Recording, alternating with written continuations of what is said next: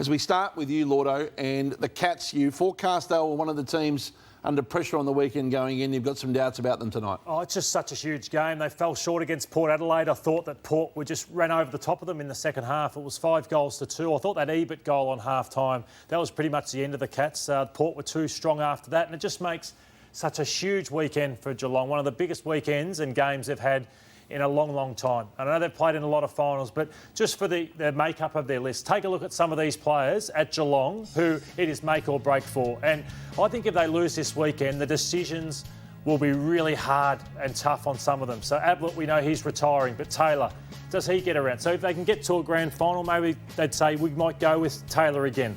Obviously, Hawkins has signed up. Do we move on Jenkins? Lockie Henderson, do we move him on? And obviously we've got Sean Higgins waiting in the wings. No, we went out in the second week of the finals. We can't bring another older player in.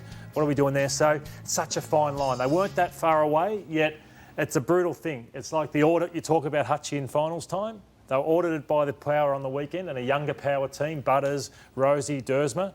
And it's a massive game against Collingwood. And I think, obviously, the fallout for Chris Scott and the club is ginormous if they lose this.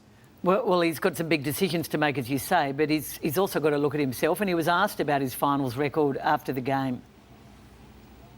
You know, we all feel pressure at this time of year. I didn't think we crumbled under the pressure. I don't think we'd look at the way we played and thought there were fundamental problems with the game style. I mean, with that pressure, I mean, it's a privilege to be under that pressure. It's hard work to get here, and I thought we had our chances. So, yeah, I think the criticism's a bit lazy personally, but you would like to win more finals. I don't think it's lazy. They did lose to the top team, so I'm not, and they were still very much in the game at half-time, Matthew. But I do think, as you say, they're at the crossroads, aren't they? Yeah, they are at the crossroads because this record, they've won, obviously, 4 of their out of 16 finals. So they're 4-12 since they won that premiership in his first year, and they're 1-5 in terms of qualifying finals. But I just want to show the Doggies list has changed dramatically since they won a premiership.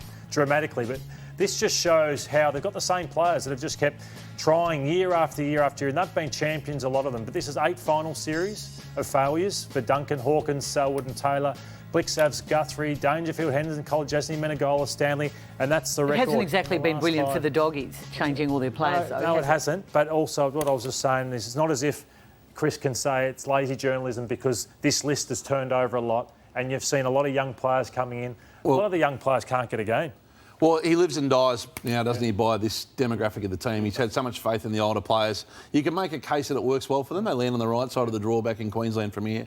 Oh, I think they can still go further, but he is indelibly linked now to the success or failure of that senior list.